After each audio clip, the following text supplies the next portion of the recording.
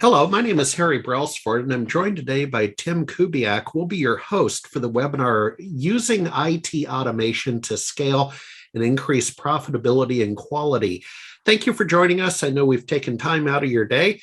Let's go around with some introductions. Brian, let's start with you. Please introduce yourself. Yes, my name is Brian King, and I am the Senior Director of Technology for Propel Brands and Nerds to Go. And where are you located, Brian? I'm in Dallas, Texas. Well, there we go. I'm just down the street in Austin. Gaidar from Acronis, please introduce yourself and where are you located today? Hi, I'm Gaidar Magnaroff. I'm Chief Success Officer at Acronis. I'm responsible for technical support, education, community, market research, and I'm in Boston area. Great. Kevin, the same? Yeah, I am Kevin Jayberg, and I'm with Mapletronics, and I'm the Chief Technology Officer. And we are a managed service provider, amongst other things, and we are located in Goshen, Indiana. Well, there we go. And last but not least, Tim Kubiak from AOM World. Sir? Hi, everybody. Tim Kubiak, Managing Director of AOM World and CEO of ZPI. All right. So, folks, this is a give and take webinar, so we welcome your questions. If you want to raise your hand, we're happy to bring you on live, or you can put the question in the chat feature, and I'll be happy to read it.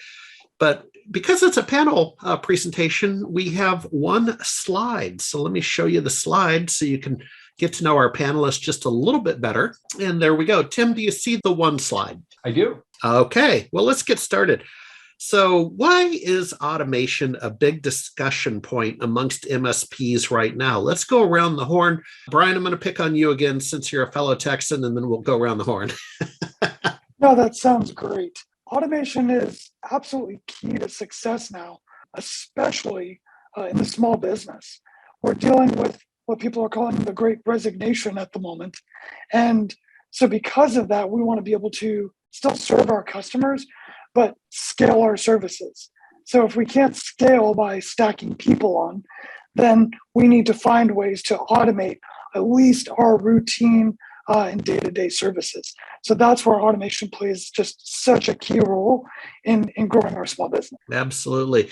Got her over to Acronis. I know you talk to a lot of partners. What's the hubbub? What's the buzz on automation? Yeah, we do talk to a lot of partners. I would say, adding to what Brian says, is yes, we don't have enough people to maintain all the required infrastructure elements. But the real problem is also that the infrastructure is growing and growing in complexity. Every MSP now has to maintain lots of tools, and it's just virtually impossible. It's impossible to maintain without automation anymore.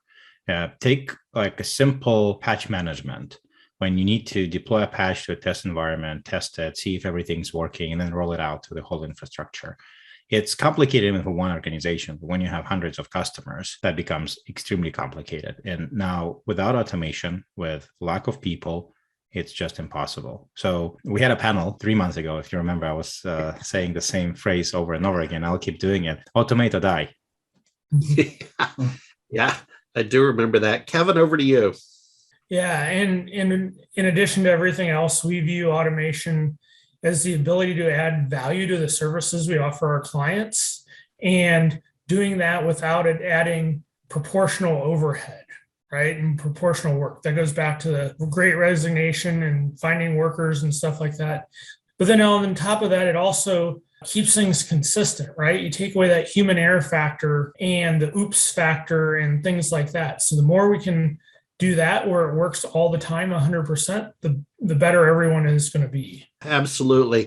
And Tim, I'm going to come to you with our second talking point, because I know that you're the CEO of a company that's still in startup mode in the tech space. And the point is, give some examples of what platforms can be and need to be automated, because I know you're going through it right now.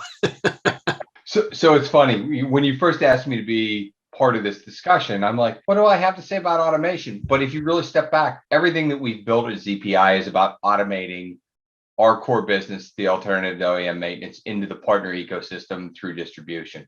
So the truth is we've taken a 30-year-old methodology and really tried to improve upon it. Now, the one thing I'll tell you is I think we're all at the beginning of what automation is going to become in all of our respective businesses. And we're only going to see it grow massively in the coming years. Yeah, exactly. Brian, I remember in particular, we had some lively conversations down in Miami 3 months ago about platforms and examples. So want to weigh in on that? What platforms should be automated to each other, that kind of thing? Yeah, absolutely. I'll throw some acronyms in here. I mean, primarily, God, I already mentioned patching. RMM is key. So we've got one platform just for managing our endpoints, managing our patching, things like that. But then it's how do we pull in those key pillars? We have, cybersecurity, we've got backup disaster recovery, and then I like to throw in productivity because I think teaching people how to be more productive with technology is key. So how do we take each of those separate platforms, which turns into 4 panes of glass, 6 panes of glass? How do we do our best to pull that together so that we know we're not dropping the ball? So those really are the key platforms we're looking to automate. Gaidar, you are a platform over at Acronis. So maybe you could talk about the integrations and the automation with your partner from a ISV perspective. Yes, absolutely. We have to be a platform at this time of age. I mean, this age of automation. You have to be a platform. You have to provide API for third parties to integrate and APIs for partners to integrate with the tools that they use. Because what we see is almost every MSP uses lots of different tools. And almost everybody thinking about how can we standardize, how can we consolidate. And to do that, what they're trying to do is they write scripts, they build their own products, they try to somehow stitch the things together. So we have to be a platform. And as we talking about what should be automated, I would say everything should be automated in a smart way, of course. Most people would start with security and data protection. And the reason for that is just security is so complicated. There are so many things happening. There are new threats all the time that it's impossible without automation. If you look at any kind of events log and try to understand what's going on, it's complicated. So you have to have special tools, but those tools should be talking to each other. So I would say everything, but start with security and data protection. We're going to talk about security a little bit more later. Kevin, do you want to weigh in? And you're welcome to name platforms. I know we're talking about integrations with ConnectWise and stuff down at the CyberFit Summit. Yeah. So, I would say anything with an API we try to tie into that we use. Platforms that we use are certainly ConnectWise. We are tied into Acronis. We are tied into, security stuff such as Duo and Cisco Umbrella. The list goes on and on and on. And like Gaidar said, all the platforms out there, most of them have APIs to tie into. And we try to tie into those so that way we can do the things we need to do the way we want to do it and get the information out the way we want it. Thomas, I see you've raised your hand. Where did you go? Folks, feel free to ask questions. We do want to make this interactive, just like we did at the Acronis Cyber Summit down in Miami 3 months ago. I think it makes for a more lively conversation. Let's move on. What is the danger in implementing automation? And that's kind of, Gaidar, that's where I was hinting at. We can now talk about security and some other things. Who wants to go first? The danger in implementing automation. If I may, I'll start. So we see it every day with partners. What's happening is that when we tend to automate things and get more efficiency from it, and we're very excited about it, we start roll out automation everywhere. And what happens is that when you make a mistake, when you do something manual, it's just one mistake. But when you do mistake in the automation solution, that happens everywhere. So again, back to my analogy with patches. If you get a bad patch and you deploy it to one system, yeah, you lost some time with that particular system. Hopefully it's a test system. But if you deploy it through your automation to all your customers, all devices, and all applications are suddenly broken, you're in trouble. So for automation, to avoid those dangers, you have to have testing, you have to have ways to sandbox it and validate what you're doing, but also you have to have a way to roll back, because if you make a small mistake, automation will just scale it. And the second issue with automation is that people who design automation, they should have proper documentation for all of it. So if you have people leaving or new people joining, the documentation should be in place so you know what was automated, how it's working. Because when it becomes a black box, even though people stick around for a long time at MSPs, when somebody leaves and you don't know how some things are working, it becomes a huge issue. And you cannot live without automation anymore anyway. Documentation is the way to mitigate the risk. Yeah, in fact, I'll kind of weigh in. One of my clients is growing quickly in the automation area. And here's what I've observed is, to your point, there are days where you fix one thing and you break two. And the other thing about documentation guiders, it's been my experience to me, and I'm just speaking on my own behalf, but this is the case for onshore resources that, maybe are even in the same location as you versus offshore resources, because I've seen flaws in documentation for whatever reason with the use of offshore resources. And maybe it was the project manager wasn't doing his job very well. Who else would like to weigh in on the dangers of implementation or automation? I'll jump in here to illustrate Guidar's point about being careful. A number of months ago, we deployed something with our managed backup service, and we thought we tested it and we thought it was working right. It looked like it was working right. It was doing what we needed to do. And then we rolled it out. And then all of a sudden we watched our storage usage and our back end increase. And day after day after day, it increased. And what we figured out, it took us about a week till we got to see what was going on. But when we figured it out, that when we pushed the automation to the clients to do this task, it created a new backup chain. And so instead of the chain continuing on, all of a sudden we're getting second copy of data, new seeding, and we did not see it when we were testing it because our sample was too small. It wasn't until we put it out globally that we saw it. And then we saw it in a big way. To unwind from that experience, that little thing took us a month to unwind from and get through. It's a lesson learned. People would say, hey, you failed at that. And I would say, we didn't really fail at it. It just didn't work the way we thought it was going to. And we keep pressing forward. That is a very much an unintended consequences of doing it or through automation. Well, I haven't heard that phrase since working with a realtor to sell our house a few years ago, unintended consequences. Brian, any tales from the trenches? Yeah, I kind of want to take the other kind of flip side of what Guider and Kevin just spoke about and say one of the other big dangers, and we've run into this a little bit, is when you start to rely heavily on automation, it doesn't mean that you still don't have a need for resources with a higher skill set, which automation is great, but someone still has to configure, design, and strategize around that automation.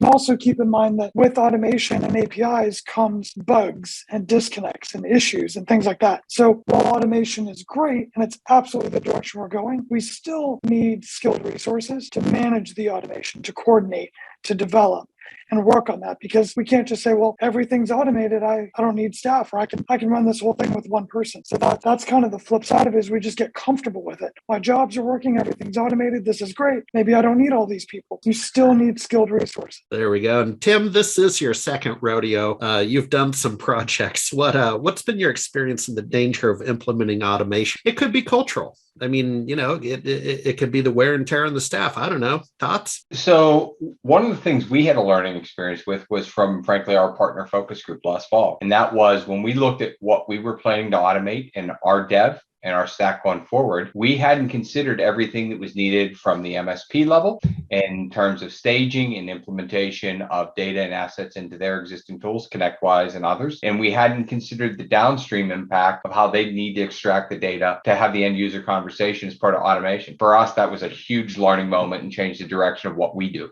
There we go. So the audience we have today, MSP, some IT pros, but coming from the infrastructure side primarily, let's take a second to what's on the table is this question or this comment. What's the role of APIs in implementing automation, including efficiencies and risk?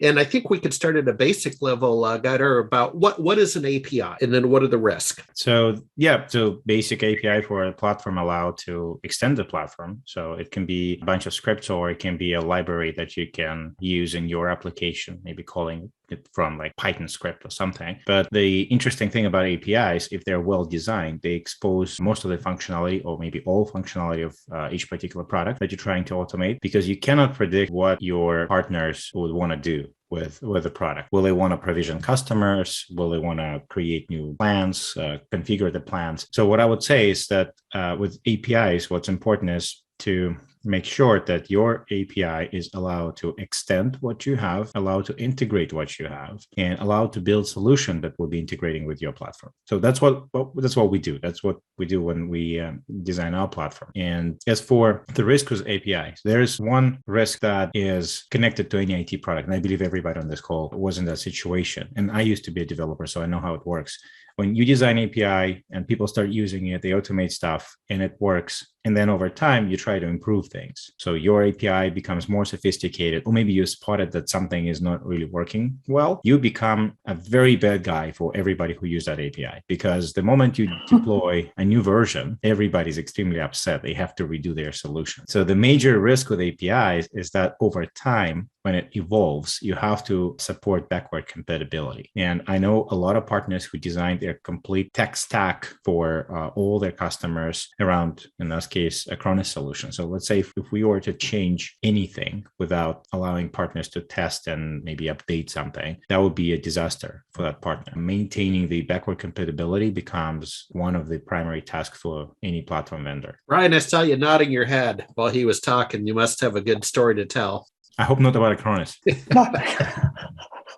So yeah, we've got a team of about 30 developers here, and this is something we deal with on a daily basis, is wanting legacy information, legacy reports, but also wanting some of the rich features that come with working with a company like Acronis. As they change and advance their API, we want to do the cool new stuff. We want to do that. Well, that requires changes to our development and things like that to get those things. So a lot of it is vendor reliant. I look at APIs the same way I look at open source. When I'm evaluating a vendor, when I'm evaluating a company, I ran into a company 6 months ago, very large company, and I said, hey, we're interested in using your platform. What do you integrate with? And the answer I got back was, well, we have solutions for all of the things that you want to do. And our API is not open to these other things. We really just want you to use our solution. That's a bad word for us. I don't need vendors dictating what other vendors I can use. So the fact that these vendors out here are becoming a lot more open to sharing their APIs and allowing MSPs like us to be able to pick and choose the tools that we want to use, but work them together, work them in tandem, is allowing us to create, our own solutions, programs for our customers that fit our needs. No, absolutely. Kevin or Tim, do you want to weigh in before we move on? Yeah, we use APIs a lot, and we use it for moving a lot of data around. And the biggest thing we probably do with them today is not provisioning as much as it is getting the data in a way so we can report back to our clients in the way that they want to see it. So we aggregate data from 3, 4, 5, 6 sources into one report. So that way we don't have to send a client 10 PDFs every month on all these other things. And we use it for monitoring and managing stuff as well. One of the things though too with APIs, the flip side, it's sort of a double-edged sword. That API gives us access into the platform and all of our client data, all the systems that we're managing with that platform. And you gotta be careful that you gotta make sure you lock down the API well, so that way when you make those calls, you're only doing what you intended to do, and you have, that notion of least privilege. It follows to the APIs as well. So that way you don't want to have an API that gives you access to the world when all you need to do is pull a little bit of data for reporting. Yeah, and I guess listening to you guys, I would have to think one of the exposures here is an attack vector for a hacker, right? Aren't you opening up an attack vector? I don't know if you want, Gaidar, you're in the security company. Yeah, I was I wanted to make another example is that if you don't expose the APIs and you have maybe an app that can accept some parameters. So you can just use the shell and send the parameter to the app. What happens when people tend to automate, they will write their scripts or they write their application that will call the shell and send parameters to the application through the shell. And that's probably the most dangerous thing you can do. Because the moment you send any kind of text to the shell, somebody can just provide some input that would be another comment, like remove everything. That's what people can do. So the moment you try to close everything and instead of API provide some set of command line tools, it becomes more and more complicated because you don't know how people will use it, but you will know for a fact that at some point somebody will try to call that your application from their application. They'll pass some parameter, and that potentially leads to security disaster. So that's one issue with not exposing APIs. In case of exposing APIs, there's lots of other things that you have to consider as well. So the moment you design a more complicated system, it means that there are multiple components that can be attacked. So the API itself should validate credentials, authenticate customers and partners, whomever's using the API, make sure that the calls to API are allowing only what is reasonable on the system. So API should be secure. And then the application that exposing API should be secure. But then the application calling the API should be secure. Because, and probably the simplest example would be is that if you use API to manage your customers, to provision customers, remove customer accounts, and so on, somebody can send a command that would just delete all of the customers from your provision. And that will potentially be significant impact for your business because you'll have to restore it. So the moment you introduce any kind of automation, the first thing you have to think about is how you're going to secure it. And what Kevin said, the principle of least privileges is probably the first step to do. Your application runs under a user, not administrator. Your API has the minimum access that you need for the particular application. So you try to minimize the surface of attack as much as you can. And the thing is that the attackers are very creative. They're extremely creative. Every day they invent new ways to attack things. So you may not think that it is possible that somebody will attack your application, but they use automation as well. So they will discover vulnerabilities in the system. They will discover your application. They will discover open ports. So they will discover APIs, whatever. They will discover and they will accidentally or just for fun attack you. So it becomes so easy that everybody is under attack right now, maybe not even on purpose.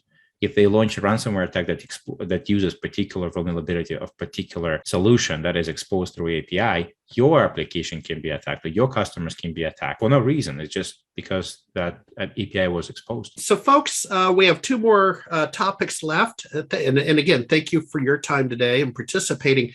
I see we have the second Thomas back online. Thomas number 2, Thomas Cray, you had raised your hand earlier. Anybody can raise their hand if you like, and we'll bring you on to ask the question live and keep it interactive. In the absence of that, this was a popular one when we're down at the CyberFit Summit. What are the main statistics or KPIs to monitor, to measure, and improve automation? Who wants to go first in that? Kevin, we haven't let you go first. Okay, so we use really two metrics when we look at stuff that we're looking to automate, and we look at it in two different ways. One is we call it ROI hours, and we have one bucket is saved and one bucket is avoided. So the saved bucket is when we go back and look through history and we find manual work that we are doing and we figure out a way to automate it. Those are hours saved. We look at it over a 12-month window. The other metric we use is avoided, which goes back to the comment I made earlier about adding value to our products. So that's where we're introducing new things or doing new things in our product lines. And the goal is to add a bunch of value with not adding a lot of hours. And so that is more future looking in terms of how we look at it. Then when we do the work, then we go back and evaluate how much time it takes to actually do whatever that thing is that we did. And so then we have a ratio of hours spent to hours saved or avoided. So if it's 50-1 or 10-1 or 100-1, that gives us a gauge of how big of impact it was for the time we spent. Okay, Brian, you're out in the real world. The rest of us are kind of in these academic towers.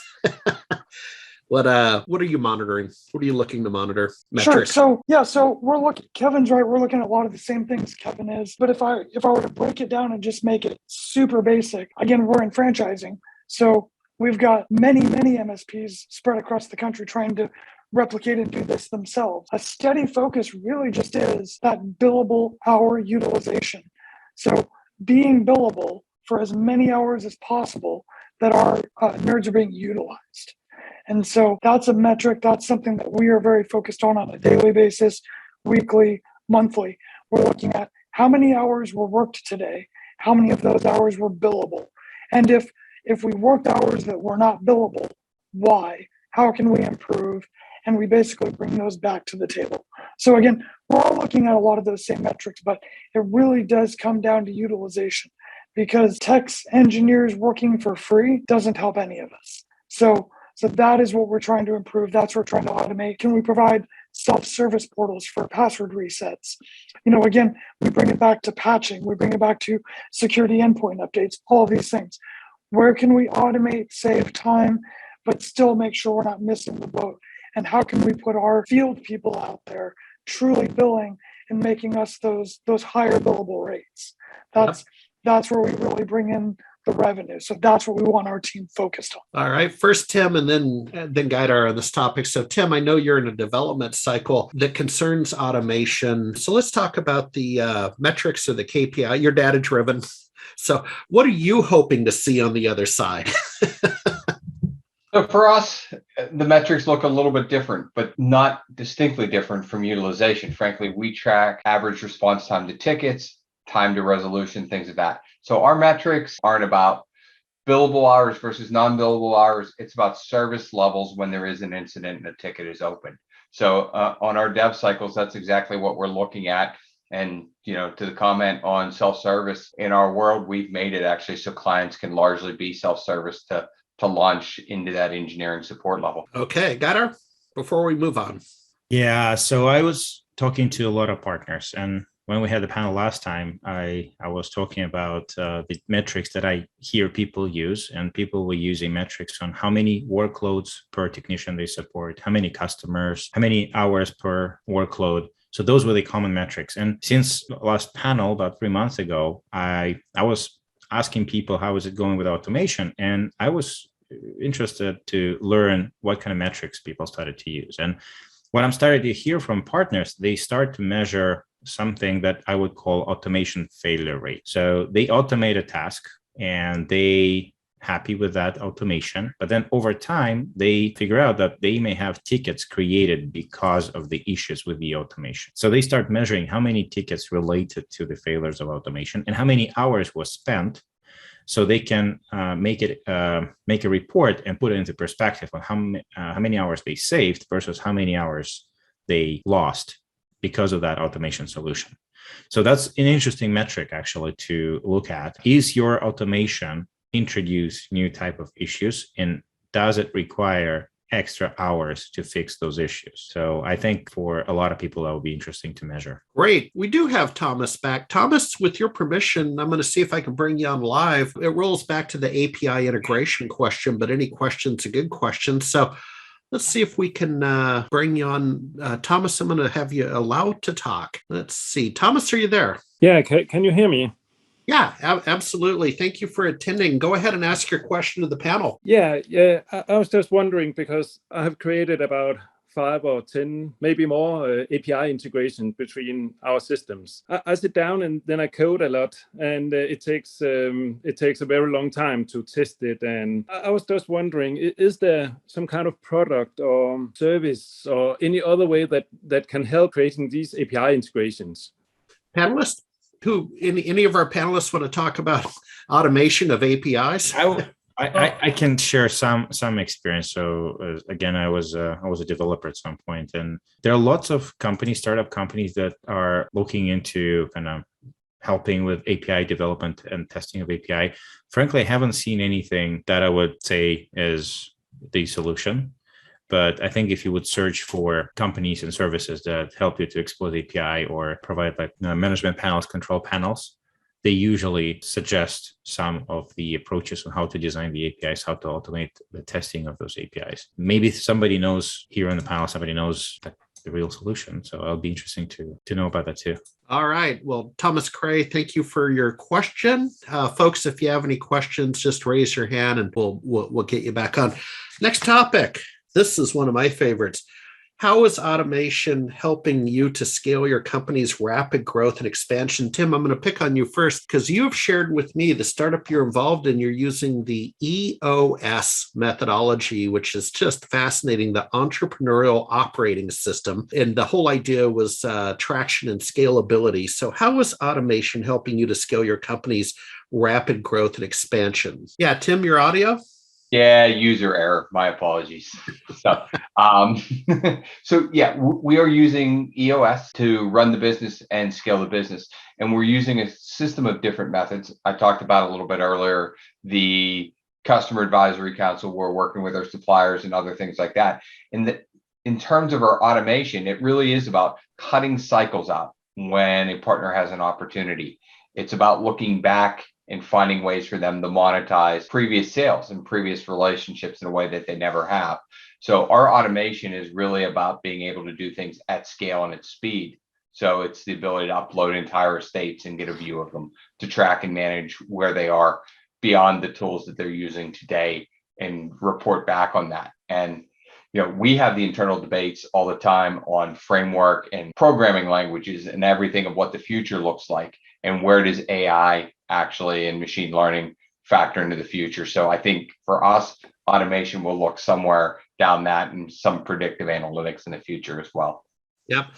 Brian, by the way, shout out to Nerds to Go. I am familiar with the franchise space, and I'm glad you helped me remember that Nerds to Go is in the franchise field. So shout out to you.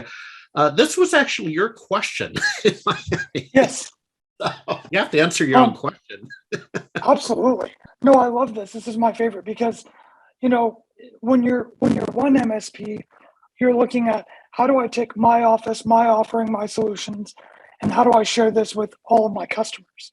Well, what we're doing here in franchising is I'm looking at how do I standardize? How do I create these solutions? How do I replicate it across dozens of MSPs across the country and then help them to replicate it out to their thousands of customers out there? So automation has really, really made our life a lot easier because the questions that we're answering every day isn't, how can we deploy Acronis to this one customer or this group of customers?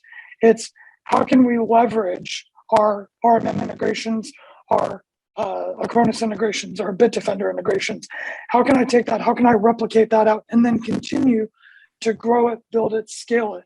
Not just for existing franchises, existing MSPs, but we're opening new ones every month too. A lot of that comes back to those vendor relationships, our development team, training, and our vendor partnerships. So really building and establishing standards is what's helping us, take that and grow it at scale, because we are absolutely growing that at scale, and it's an exciting, really fun thing to do.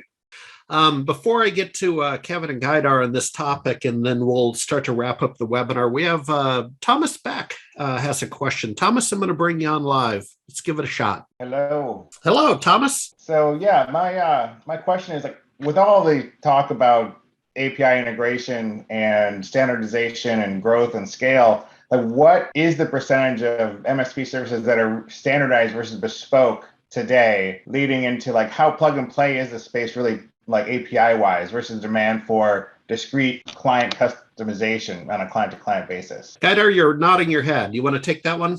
So if I correctly understand the question, so that's the question is about how popular like API usage versus customization for the particular customer. Am I correct? Sort of, but like more specifically, how the industry for MSPs servicing their clients, how repeatable or standardized are the offerings where you could be like, hey, this one API integration stack will solve 90% of your problems, versus MSPs going out there on a client-to-client basis and having to like do bespoke integrations every time. Like, what's the breakout of percentage-wise of standardized versus bespoke solutions being needed by the MSP client base? Got it. So from our experience as a platform vendor and conversation with partners, I would say the correct answer would be it depends on the type of MSP and type of the customer. What we're seeing is probably 80% of MSPs, they have some kind of a break fix approach. So they go to a customer, they onboard the customer and just maintain whatever customer has. And usually what they're trying to do over time to scale is to standardize some basic components like backup, security, patch management, remote management. So over time, they replace some of the tools with what they use. And in that case, those tools that they use may be integrated or may implement integration, but they don't invest a lot into designing the custom solution for that particular customer, just because they don't have time. It's impossible with the resources that they have. But at the same time, probably 20% of MSPs, they design their own technology stack. So they put multiple components together into a solution that they can deploy to a customer. And their approach is when they onboard the customer, they just replace everything the customer has with their technology stack. And that stack is fully integrated, managed. There's reporting in place on top of it. And that stack is usually customizable as well for the need of particular customer. And what I'm seeing is that quite a few partners, they customize not for the particular customer, but for a particular industry. So there may be some requirements, compliance requirements, or requirements to support specific applications. So they would customize at the industry level. I frankly have not seen many MSPs that would tailor their solutions for particular customer, for particular needs of particular customer. I see it with enterprise and with system integrators, but not with MSPs. I'll jump in here a little bit as well, if I could. with our integrations that we work in terms of our managed services offerings, we automate the things that are in that box. So for managed backup, we want to do our handle managed backup the same way for all of our clients. And those are the things that we automate in. We don't go outside the box. So security is a box, our managed services help desk is a box, backup is a box, keep things in the box. We do get requests every now and then for something one-off that a client is wanting. And when we get those, we think through them a little bit and go, is this just a one and done thing? Or is this what the client's asking for? Could we apply it to all of our clients? If we can apply it to all of our clients or see value or see where we have value for all of our clients, then we will do it. As a strict one-off, we would not automate it. Brian, you wrap up you were shaking your head and you wrap up the answer session. Absolutely. Yeah, I'll jump right in. I will 100% echo what Gaidar said and what Kevin said. So Gaidar is right in that it depends. And Kevin's approach, in my opinion, is really one of the better approaches. You have to decide what kind of MSP you want to be. By doing that, you can say, hey, here is the RMM solution I've chosen. Here's the cybersecurity stack. Here's the data protection stack. Here's this. These are the things that I know that I can integrate with. These are the vendors that I know that are continuing to develop their integrations. I know I can support this. I know I can manage this. And so I'm going to flip this over to kind of the pitch side and the customer side.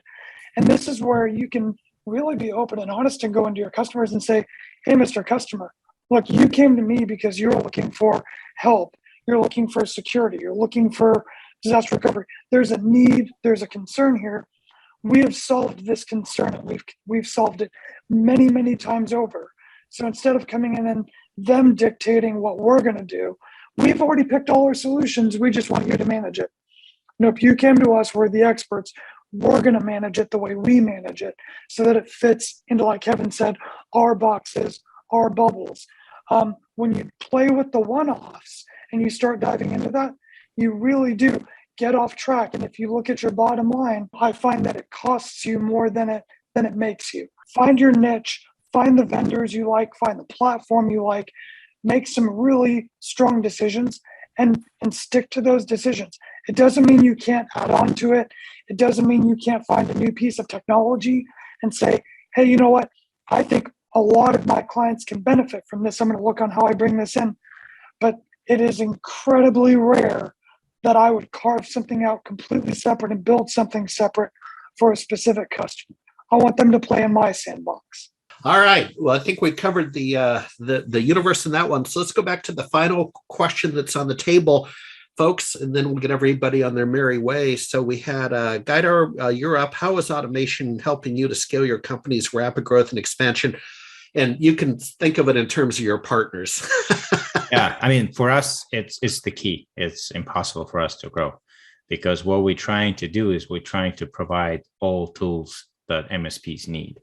And at the same time, we're a platform company, so we integrate other tools. So the typical partner would have something in place already. I mean, I have not met partners that don't have backup security or management. So they use something already.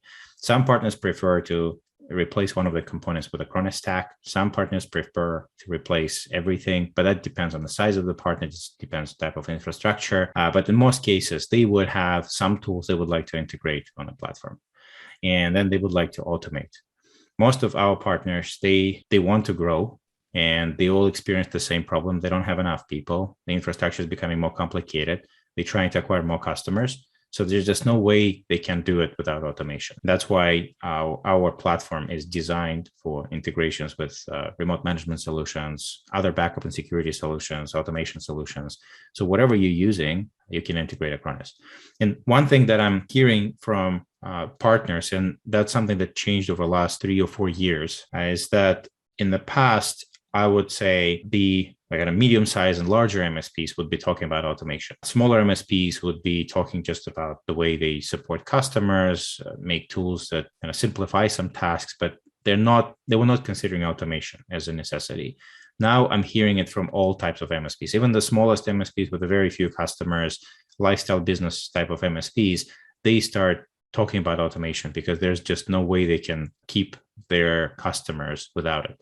So I would say automation is a must, and my phrase is automate or die is valid. Kevin, you get to take us out. Scaling and automation. Well, I will keep it pretty simple here. I will say with automation, you get happy teammates because you take the mundane work out of their day-to-day lives. You get happy clients because the work they expect to be done is being done, and they get a consistent experience. And so between those two things, that is enough reason for automation in this world today. Yep, exactly. Well, I want to thank the panelists, Brian, Gaidar, Kevin, Tim. Thanks for co-hosting with me. Tim and I will be back next month with an industry topic of interest. So thank you, audience, for your time today. And enjoy the rest of your week. Have a great weekend. Thank you, everybody. Thank you. Thank you. Bye all. Bye.